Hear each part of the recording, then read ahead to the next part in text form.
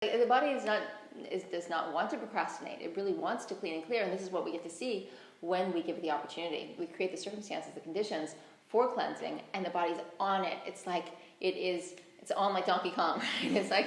It's like ready to go. It was made for this. There's aspects to the blueprint of our body that are made for cleansing. It's all it wants to do.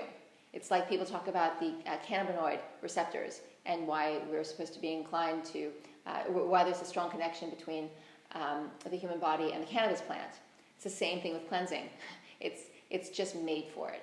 And we get those receptors going when we invite the pathways to clear and cleanse. Primarily, we do that with the large intestine, through colon irrigation. We also do it through the mouth, through tongue scraping, getting a metal tongue scraper, get rid of waste that would otherwise cause dental issues and halitosis.